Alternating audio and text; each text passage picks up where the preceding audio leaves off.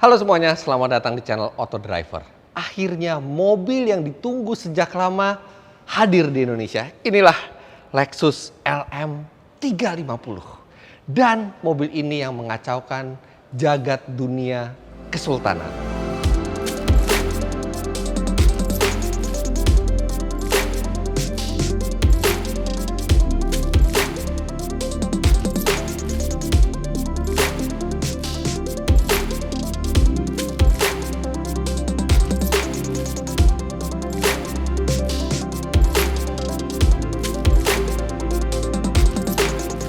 Kenapa saya bilang mobil ini menggemparkan jagat raya kesultanan?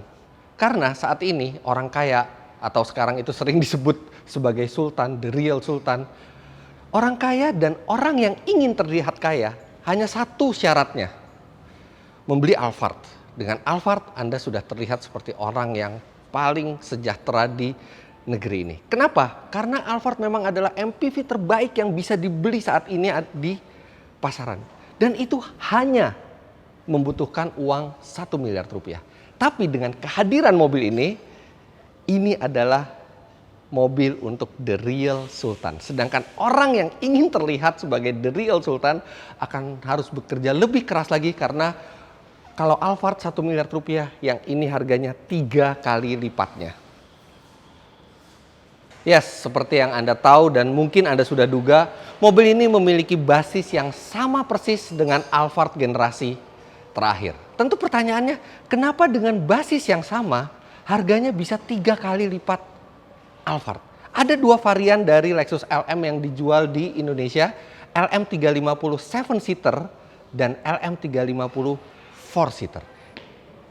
Untuk yang 7-seater harganya 2,395 miliar rupiah on the road, sedangkan yang 4-seater ini yang mencapai 3 miliar 35 juta rupiah. Tentu saja Anda akan bertanya, kalau basisnya sama, kenapa selisih harganya begitu besar antara Toyota Alphard dan Lexus LM series ini?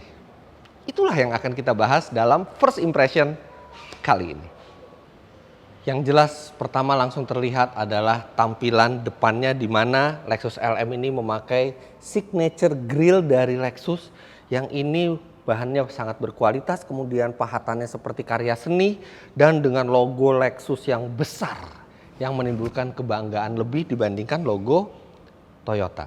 Desain lampu, desain bumper, desain pelek 18 incinya berbeda dibandingkan Alphard. Kemudian di samping juga ada aksen chrome di pintunya yang ini juga berbeda dengan Alphard, serta lampu belakang itu juga berbeda mengikuti signature dari Lexus, yaitu menyambung dari kanan sampai ke kiri. Itu perbedaan dari luar. Perbedaan kosmetik tapi membuat Anda lebih bangga mengendarai mobil ini, terutama karena logo Lexus. Dan di dalam logo ini juga terdapat teknologi radar dari Lexus yang sudah disematkan ke mobil ini, tapi itu akan kita bahas nanti. Serta satu lagi perbedaan yang sangat signifikan ada di balik kap mesin. Nah, di balik kap mesin bukan mesin 4 silinder 2500 cc seperti yang ada di Alphard, tapi ini adalah unit V6 3500 cc yang tenaganya nyaris 300 HP, tepatnya 296 HP dengan torsi 361 Nm yang menyalurkan tenaganya ke dua roda depan, bukan dengan transmisi CVT seperti di Alphard, tapi dengan transmisi 8 speed otomatis. Jadi ini adalah penggerak yang lebih perkasa, lebih kuat, lebih halus, dan lebih mewah kelihatannya dibandingkan Alphard. Serta sudah ada peredam di sini. Sayangnya, kenapa membuka kap mesinnya belum memakai pegas? Masih dengan ganjal seperti biasa. Tapi ya, siapa pemilik Lexus LM yang mau buka kap mesin sendiri? Kerjaan supirnya ini, bukan kerjaan bosnya. Jadi nggak apa-apa, masih bisa dimaafkan. Kemudian, perbedaan yang paling besar kenapa mobil ini jauh lebih mahal dibandingkan Alphard ada di bagian dalamnya.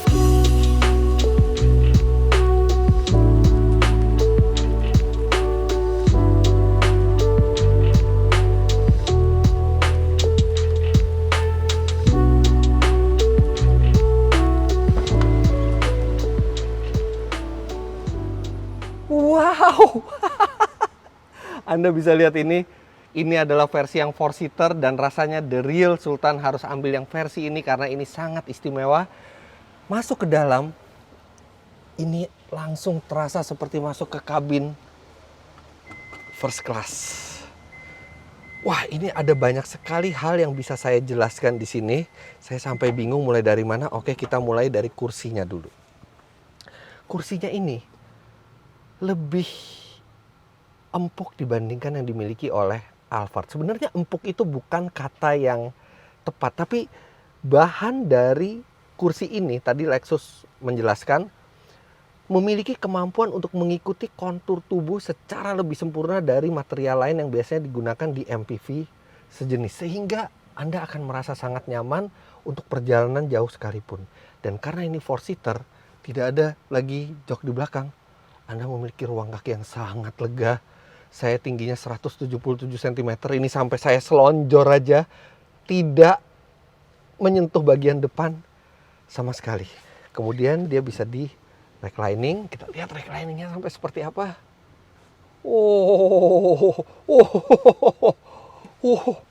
Tidak sampai 180 derajat, tapi ini sudah posisi yang sangat layak untuk tidur. Dan untuk mengatur kursi ini Anda juga bisa melakukannya dari layar kecil di tengah ini. Semuanya sudah elektronik, seat right, dan saya tinggal naikkan sandaran kaki ini. Bisa dinaikkan, bisa dipanjangkan, bisa dipendekkan. Kemudian dia juga ada fitur pijat. Aha. Oh, begini rasanya the real Sultan. Kalau saya ketiduran nggak selesai-selesai ini reviewnya. Nah, artinya di belakang ini benar-benar hanya untuk 2 orang dan kanan atau kiri itu kursinya sama persis dan semua bisa diatur dari layar ini. Ada 3 buah tombol power window di tengah. Yang kanan pasti buat yang kanan dan ini kacanya sudah double glass. Kaca kanan belakang, kiri belakang, depan kanan, depan kiri semuanya double glass. Yang artinya peredaman suaranya akan superior di mobil ini. Tapi tunggu dulu, kenapa ada tombol power window satu lagi di tengah? Ternyata bagian belakang mobil ini punya 3 jendela.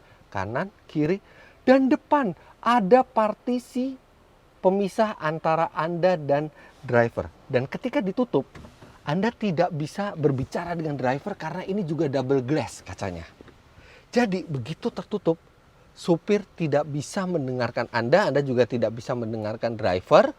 Satu-satunya cara berkomunikasi dengan formasi seperti ini adalah menggunakan HT antara Anda dan supir di depan atau menggunakan ponsel. Dan ketika kaca ini ditutup, artinya Anda bisa berbicara apapun di belakang tanpa terdengar oleh driver. Anda bisa merencanakan membeli perusahaan lain atau berbicara urusan negara yang sangat penting di sini yang sangat rahasia tidak akan terdengar. Bahkan istimewanya kaca ini, kaca partisi ini bisa berubah 2 mode. Yang pertama terang seperti ini, Anda bisa melihat ke depan, Anda bisa melihat kalau supir Anda udah ngantuk atau belum dari sini, atau Anda bisa pencet dan tidak bisa terlihat sama sekali. Anda tidak bisa melihat ke depan, begitu juga penumpang di depan dan driver tidak bisa melihat ke belakang, memberikan privasi yang total. Mau lebih privasi lagi, Anda tinggal gunakan tirai. Tapi sayangnya tirainya memang masih manual, akan lebih sempurna lagi kalau ada untuk menarik tirai di sini. Tapi ini adalah kabin yang sangat menyenangkan, saya yakin sangat hening dan sangat private. Cocok untuk the real Sultan setelah bekerja keras sepanjang hari dan begitu di mobil sudah langsung bisa menikmati kemewahan yang premium. Serta di depan sini di partisi ada TV yang sangat besar 26 inci dan dia memiliki kemampuan untuk melihat entertainment system, kemudian bisa memutar Bluetooth, Blu-ray,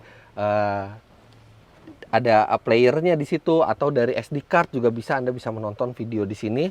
Semua diatur dari layar ini juga dan Jack headphone itu ada di kanan dan kiri, jack 3,5 mm. Anda bisa menggunakan headphone dari Lexus atau headphone universal, karena ini soketnya juga soket 3,5 mm universal dengan pengatur volume.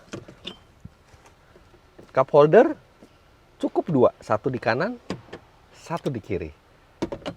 Kemudian di bagian sini ada remote untuk TV dan ada laci penyimpanan serta ada 3 slot. Ada slot HDMI 1 untuk juga menyetel film di layar besarnya. Kemudian ada 2 buah USB slot. Nah, 2 buah USB slot, 1 buat penumpang kanan, 1 buat penumpang kiri. Tapi besar kemungkinan pemilik mobil ini memiliki lebih dari 1 buah gadget. Tenang, karena di sisi kanan dan di sisi kiri tersedia masing-masing 2 USB slot lagi. Jadi total di kabin belakang mobil ini yang hanya dihuni oleh 2 orang, ada 6 USB slot. Anda tidak akan kekurangan sumber daya untuk mengecas gadget Anda di sini. Kemudian di depan ini tinggal diisi minuman. Ini adalah lemari pendingin refrigerator yang akan membuat hari Anda di dalam Lexus LM ini semakin menyenangkan. Dan ketika semuanya sudah bersantai, suasana tenang, private, Anda membawa minuman dingin, Anda tinggal dengarkan alunan musik dari Mark Levinson, 19 speaker yang suaranya sangat merdu. Ini membuat Lexus LM tidak sama seperti Alphard. Saya belum pernah coba mobil ini, tapi tadi ngobrol dengan expert dari Lexus, mereka bilang bahwa sistem suspensinya pun agak berbeda di LM ini karena memiliki satu komponen untuk mereduksi getaran yang kecil-kecil. Tapi itu kan nanti pada saat saya nyoba mobil ini ketika unit testnya sudah ada. Tapi ini belum berjalan saja.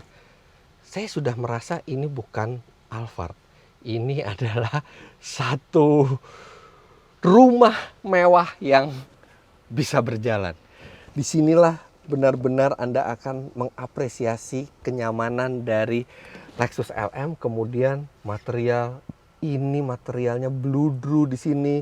Kemudian tidak ada material yang keras dan murah. Semua material empuk yang biasanya itu material keras, ini semua material empuk. Ada material keras di bawah sini, tapi itu pun masih terlihat cukup mahal materialnya.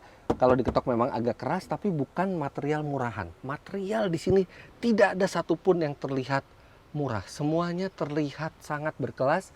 AC ini memang sama bentuknya dengan yang dimiliki oleh Toyota Alphard. Begitu juga dengan ambient light yang juga dimiliki fiturnya oleh Toyota Alphard. Tapi itu tidak masalah karena itu adalah satu fitur yang memang sudah cukup mewah. Di tengah ada jam. Jam itu biasanya taruh di depan.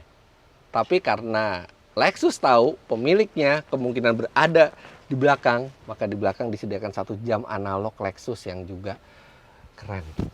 Nah, Anda lihat ini desain lampunya seperti apa? Seperti desain lampu di pesawat, dan dioperasikan dari layar ini ada beberapa tingkat keterangan dari lampu.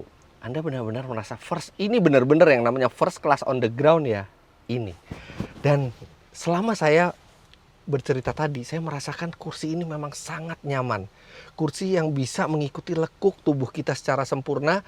Lexus menyebutnya sebagai adaptipedic. Dan kursi ini bahannya dirancang oleh orang yang sama yang merancang kasur termahal di dunia. Satu detail yang menarik di mobil ini, ada tempat majalah. Yes, mungkin anak sekarang tidak baca majalah, tidak banyak membaca majalah. Tapi bagi bisnismen yang sukses, yang biasanya umurnya mungkin sudah di atas 40, 50, atau bahkan 60, membaca majalah adalah salah satu kebiasaan sejak dulu. Dan ini adalah kebiasaan yang positif. Dan Lexus mengetahui hal tersebut dan menyediakan rak majalah di tengah ini, sehingga Anda bisa meletakkan majalah Anda secara rapih. Attention to detail yang luar biasa. Sunroof di belakang ini juga akan memberikan aura yang lebih terang serta lega di dalam. Kemudian ini ada kaca supaya penampilan Anda bagus saat Anda bertemu dengan kolega bisnis Anda.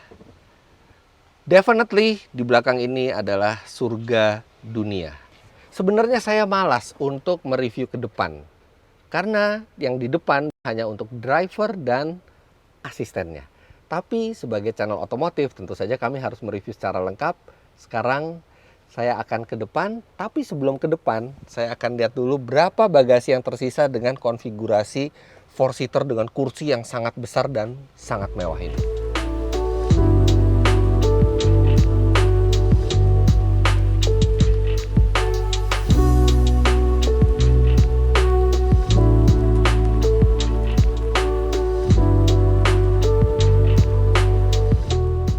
Sekarang kita lihat bagasinya. Wow, ini besar sekali. Jangankan koper, saya aja masih masuk di sini. Bukan hanya satu orang saya, 2 orang saya juga masih bisa masuk ke sini. Oh, mobil aja masih bisa masuk ke dalam sini.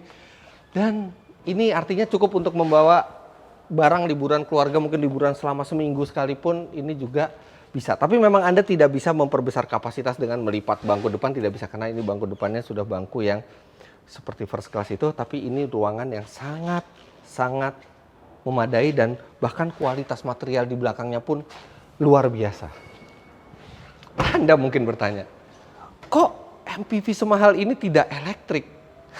Di situ uniknya. Jadi ketika Anda membuka bagasi dengan seperti ini, dia modenya manual, dia tidak elektrik.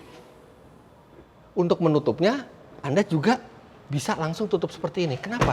Karena diasumsikan bukan bosnya yang membuka bagasi, tapi bisa drivernya, bisa asisten rumah tangganya, atau mungkin bisa security di mall yang mungkin ada yang belum tahu bahwa bagasi elektrik itu harus dibagaimanakan dan takutnya membuat rusak sistem elektriknya. Jadi ini dibuat mode manual. Nah, ini Anda akan aman. Buka tutup seperti ini tidak akan rusak mekanismenya. Tapi kalau Anda membuka bagasi dari kunci, yes, ini tempat kuncinya ya, karena ini Lexus, tempat kuncinya pun istimewa. Kalau Anda membuka bagasi dari kunci seperti ini, dia bisa, karena ini sebenarnya adalah bagasi elektrik tapi aman untuk dibuka tutup secara manual. Sekarang kita tutup lagi. Kelemahannya adalah dia butuh space yang panjang. Dan ya memang agak lama buka tutupnya. Bahkan buka tutup secara manual kalau memang kita tidak terlalu manja akan lebih praktis. Tapi itu, ini bagasi elektrik yang bisa dioperasikan secara manual dengan aman. Dan sekarang kita akan ke bagian depan.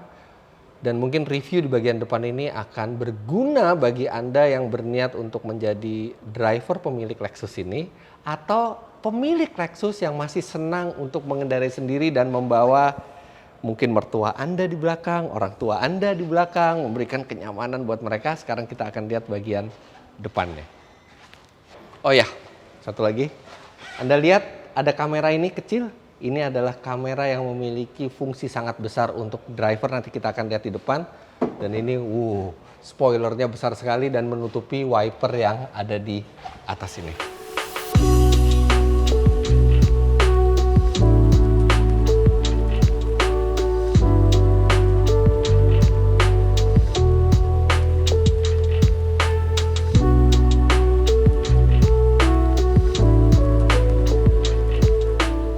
Biasanya kalau Anda membeli sebuah MPV yang sangat mewah di belakang, apalagi dengan partisi yang membuat privacy yang setebal ini, biasanya bagian depannya akan sangat sederhana dan sangat menyiksa untuk dikendarai.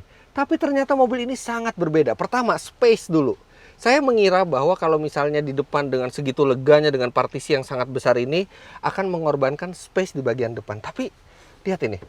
Ini posisi mengemudi ideal saya. Ini setirnya juga bisa di setel tilt maupun teleskopik walaupun memang masih manual, belum elektrik. Tapi ini adalah posisi mengemudi ideal saya. Dan saya masih bisa mundur lagi.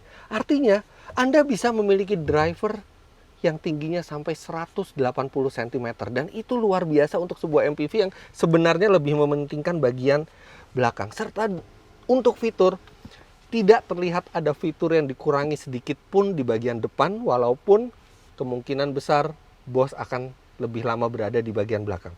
Entertainment sistemnya besar, dan ini sesuai dengan standar Lexus yang lain. Fiturnya lengkap di sini, kemudian dioperasikan dengan touchpad di sini. Rem parkir sudah elektrik dengan fungsi auto hold.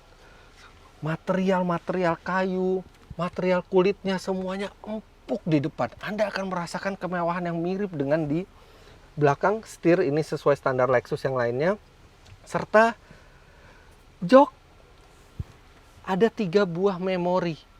Jadi Anda bisa menyimpan posisi berkendara Anda dan ada 3 buah memori. Mungkin kalau Anda punya 3 driver, Anda bisa gunakan, kamu pakai yang memori 1, kamu yang memori 2, satu memori 3. Mungkin aja drivernya lebih dari 1 pemilik mobil ini. Dashboard ini berbeda dengan Alphard karena sudah dilengkapi dengan sistem multimedia, sistem AC, dan sistem controller di sini dari Lexus. Kemudian nih instrumennya juga sudah dengan MID program dari Lexus. Tapi memang tombol seperti tuas cruise control ini sama seperti yang ada di Toyota Alphard. Tapi bedanya cruise control di mobil ini memiliki sistem radar. Jadi dia bisa menjaga jarak aman ke depan. Anda tidak perlu menginjak gas atau rem pada saat Anda berkendara di jalan tol yang mungkin di Indonesia itu kecepatannya tidak konsisten. Ini akan sangat nyaman untuk pengendara. Dan keamanan juga didukung lagi oleh blind spot monitoring. Kemudian dia juga ada pengingat kalau misalnya kita sudah keluar jalur, dia akan memberi peringatan dan akan memberi intervensi setir. Lantas mobil ini juga punya pre-collision system. Ketika dia mendeteksi bahwa mobil ini sudah mau menabrak mobil di depan atau hambatan di depan, dia akan mengintervensi rem. Bukan jaminan tidak menabrak, tapi minimal kalau kita benar-benar meleng, kita nggak ngerem sama sekali, meminimalkan risiko dari tabrakan tersebut. Jadi ini full spek di depan, tidak ada yang dikurangi, bahkan AC pun dual zone. Jadi driver Anda dan asisten Anda bisa memilih sendiri suhu AC yang diinginkan. Luar biasa. Saya pikir Lexus hanya pikirin penumpang belakang, tapi ternyata sampai depan ini juga masih sangat memadai, bahkan lebih dari memadai. Ini masih sangat mewah, sangat canggih, dan sangat berkualitas. Visibilitas luas, dan berbicara visibilitas itu berkaitan dengan kamera yang tadi saya lihatkan di belakang. Ini ada spion, dan spion ini visibilitasnya sempit karena walaupun Anda bisa lihat ke belakang, tapi kursi belakang itu sangat besar. Sehingga Anda akan punya area yang sangat kecil untuk Anda lihat. Apalagi kalau misalnya penumpang di belakang membuat jendela ini tidak transparan, Anda tidak bisa lagi melihat ke belakang dan Anda tinggal masuk ke mode elektrik. Dan di sini langsung spion Anda itu menampilkan citra dari kamera di belakang. Sehingga nggak masalah kalau bos lagi ingin privacy, Anda tetap bisa melihat ke belakang secara jelas. Dan uniknya lagi, di belakang bos mendapatkan TV 26 inci dengan berbagai kemewahan. Sementara ketika bos di depan atau driver di depan atau siapapun di depan ini mendapatkan sistem Apple CarPlay. Sistem konektivitas Apple CarPlay juga tersedia di bagian depan dari mobil ini.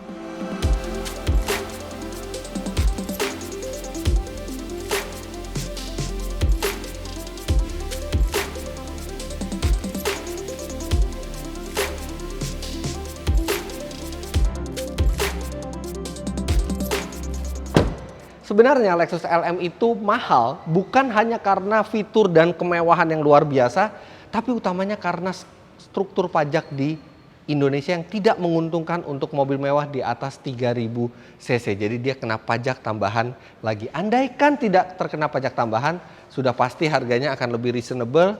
Kami percaya mungkin di 2 miliaran. Tapi ketika Anda membeli sebuah Lexus LM, memang Anda bukan hanya mendapatkan prestis dan gengsi. Walaupun Anda sudah pasti dapat itu karena ini sebuah Lexus. Tapi dengan uang yang Anda bayarkan, itu akan terasa sepadan dengan perbedaan yang luar biasa di dalam mobil ini. Anda bagaikan menaiki pesawat first class dengan kualitas material terbaik, dengan fitur-fitur yang luar biasa baik untuk penumpang maupun untuk pengemudi, dengan privacy serta teknologi keheningan kabin yang sangat mengagumkan. Bisa dibilang mungkin ini adalah salah satu MPV terbaik di dunia. Dan tidak sabar rasanya kami ingin mengendarai ini untuk merasakan perbedaan rasa berkendaranya. Tapi itu baru bisa kami lakukan setelah tersedia unit testnya. Dan berdoa saja semoga cepat dapat, karena saat ini Lexus Indonesia lagi konsentrasi menyerahkan unit LM yang datang langsung ke konsumen, karena konsumen yang mengantri sudah sangat panjang. Jadi sekarang sekian dulu first impression review kami akan Lexus LM 350 4-seater ini. Jangan lupa Anda klik like bila menyukai video ini, komentar di bawah, dan subscribe ke channel Auto Driver jika belum. Dan kami akan melakukan tes jangka panjang setelah mobil ini ready unit tesnya. Main-main ke web kami di www.autodriver.com, serta bagi pengguna Android, silakan Anda download aplikasi kami Auto Driver di Google Play Store. Terima kasih banyak Anda sudah menyaksikan. Sampai jumpa di video selanjutnya. Bye-bye.